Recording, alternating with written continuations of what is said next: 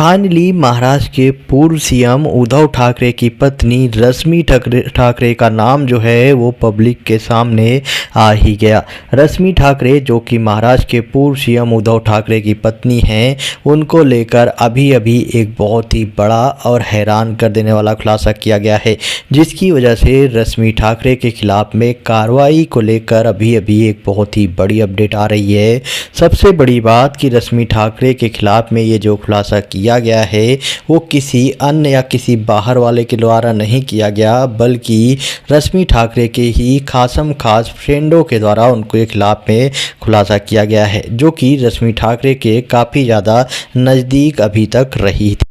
आप सबको पता ही होगा इस टाइम महाराष्ट्र में उद्धव ठाकरे की मुश्किलें काफ़ी ज़्यादा बढ़ रही है, लेकिन इन्हीं सब चीज़ों के बीच में रश्मि ठाकरे जो है बुरी तरीके से फंसती हुई नज़र आ रही हैं। आखिरकार मामला क्या है उसके बारे में मैं आपको आगे वीडियो में बताऊंगा, लेकिन उसके साथ में ही बोलना चाहूँगा कि अगर वीडियो पसंद आए तो वीडियो को लाइक किए बगैर मत जाइएगा। जानकारी के लिए आपको बता दूँ कि रश्मि ठाकरे जो कि पिछले काफ़ी टाइम से आपने देखा ही होगा, जब से महाराष्ट्र में उद्धव ठाकरे की सरकार थी, विपक्षी पार्टियां जो है लगातार रश्मि ठाकरे को लेकर भी आरोप लगाती हुई नजर आई थी। लेकिन अब जो है लगातार एकनाथ शिंदे गुट में जितने भी विधायक हैं उद्धव ठाकरे के, वो जितने भी बड़े नेता हैं वो उद्धव ठाकरे के साथ छोड़कर इस टाइम एकनाथ शिंदे गुट में जा रहे हैं। और इन्हीं सब चीज़ों के बीच में दीपाली सैयद जो कि उद्धव ठाकरे की ही पार्टी की एक नेता हैं, ये भी आज के दिन एकनाथ शिंदे के साथ में जा रही हैं। वो वर्षा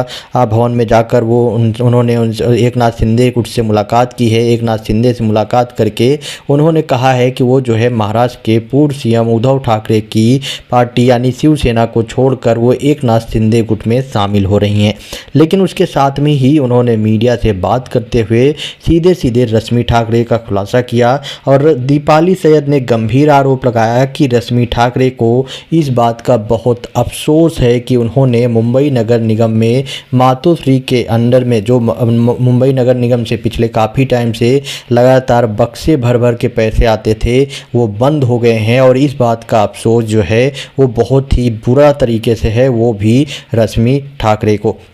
यही नहीं, आपको जानकारी के लिए बता दूं, इनके द्वारा ये भी खुलासा किया गया है कि महाराष्ट्र में जो और लोगों का नाम सामने आता है वो लोग तो बस छोटे मोटे प्यादे हैं, बल्कि असली मास्टरमाइंड कोई है तो वो जो हैं वो रश्मि ठाकरे हैं। ये संगीन आरोप सीधा सीधा लगाया गया है दीपाली सैयद के द्वारा। दीपाली सैयद ने कहा, मैं अगले 3 दिनों में शिंदे समूह में शामिल हो रही हूँ और इस पर चर्चा करने के लिए वर्षा भवन आई हूँ एकनाथ शिंदे से मुलाकात करने के लिए। उन्होंने यह भी कहा कि जो जिम्मेदारी उन्हें दी जाएगी वह वो स्वीकार करने के लिए तैयार हैं। उन्होंने कहा उद्धव ठाकरे का समर्थन छोड़ने का कारण जब उनसे पूछा गया तो उन्होंने कहा कि संजय राउत जो कि उनके पापों के लिए उनको दंडित किया गया है, उनको जेल भेजा गया है, उनके बड़बोलेपन की वजह से महाराष्ट्र में उद्धव ठाकरे और एकनाथ शिंदे की जो पार्टी है, एक गुट है, वो एक दूसरे में ही बट गया है। और यही एक मेन रीजन है जिसकी वजह से मैं भी संजय राउत की वजह से ही इस पार्टी को छोड़ रही हूँ। उन्हीं की वजह से ये चीज़ें हुई हैं और 2 अलग अलग गुट बन गए हैं। चूँकि एकनाथ शिंदे ने ही मुझे शिवसेना में लाए थे, इसलिए उनके साथ खड़ा होना मेरा कर्तव्य है, इसलिए मैं जाकर उद्धव ठाकरे के जगह पर एकनाथ शिंदे के साथ में खड़ी होंगी। रश्मि ठाकरे को इस बात का बहुत अफसोस है कि मुंबई नगर निगम में जो पिछले काफ़ी टाइम से लगातार मुंबई नगर निगम से बक्से भर भर के पैसे आते थे मातोश्री में, वो बंद हैं। इसके अलावा उनके द्वारा बोला गया कि नीलम गौर है, सुषमा आधार है, ये सारी चिल्लर पार्टी हैं, इनको तो कुछ पता ही नहीं है। असली जो ठाकरे की जो असली मास्टरमाइंड है वो तो रश्मि ठाकरे हैं। दीपाली सैयद ने गंभीर आरोप लगाते हुए इनके ऊपर बोला है। आपको बता दूं कि इनके द्वारा ये भी बोला गया है कि हर कोई अपना अस्तित्व बनाने के लिए राजनीति में आता है, लेकिन अगर किसी कारण से पार्टी का विभाजन हो जाता है तो इसके अस्तित्व और कार्य को बनाए रखने के लिए ऐसे निर्णय लेना आवश्यक हो जाता है। जिसे आप समर्थन देना चाहते हैं उसको आप समर्थन दीजिए, दीपाली सैयद ने कहा। उन्होंने कहा इसके पीछे की असली राजनीति तो सीधे सीधे पैसों से भरा बक्सा है, उसको ही कहना चाहिए। हमें भी यह पता होना चाहिए कि मुंबई नगर निगम में वास्तव में किसका नियंत्रण है, लेकिन इसके बारे में ज़्यादा लोगों को नहीं पता।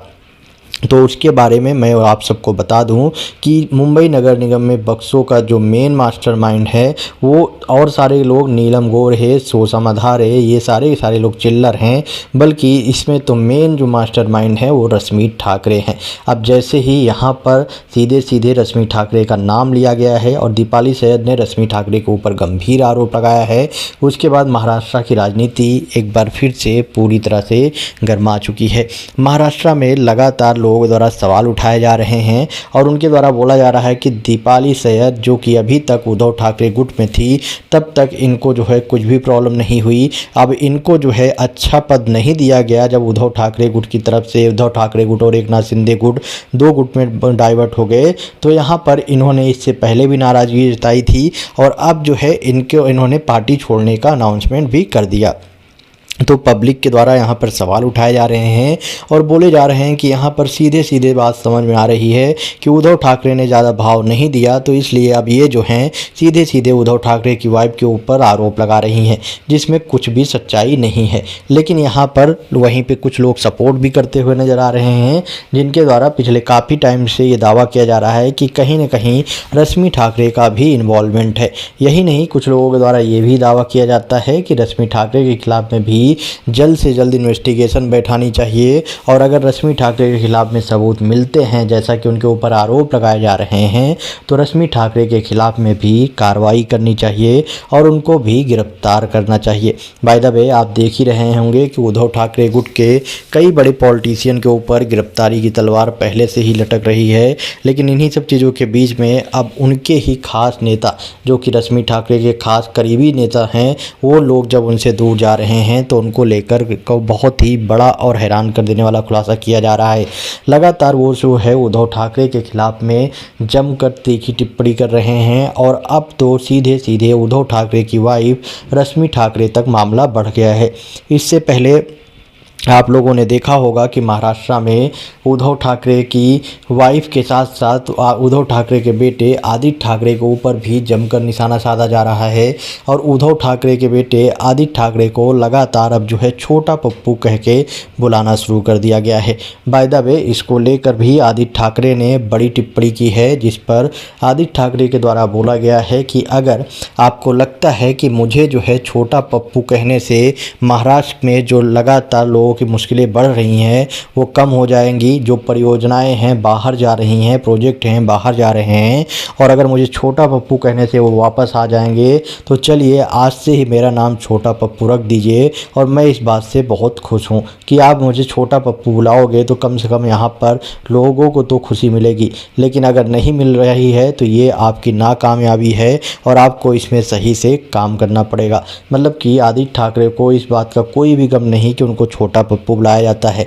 वो तो बोल रहे हैं कि अगर आप जनता के लिए काम कर रहे हो और जनता को खुशी दे रहे हो तो मुझे कोई फ़र्क नहीं पड़ता, लेकिन आपको कम से कम जनता की सुविधाओं का ध्यान रखना चाहिए। बाय द वे, आपको क्या लगता है आदित्य ठाकरे के द्वारा दिए गए इस स्टेटमेंट पर, और साथ में ही रश्मि ठाकरे के खिलाफ में जो आरोप लगाए गए हैं सीधे सीधे, उसको लेकर आपका क्या ओपिनियन है? क्या रश्मि ठाकरे को आने वाले टाइम पे गिरफ्तार किया जा सकता है? आप अपना ओपिनियन जो है वो कमेंट बॉक्स में बताएं और वीडियो को ज़्यादा से ज़्यादा शेयर करें।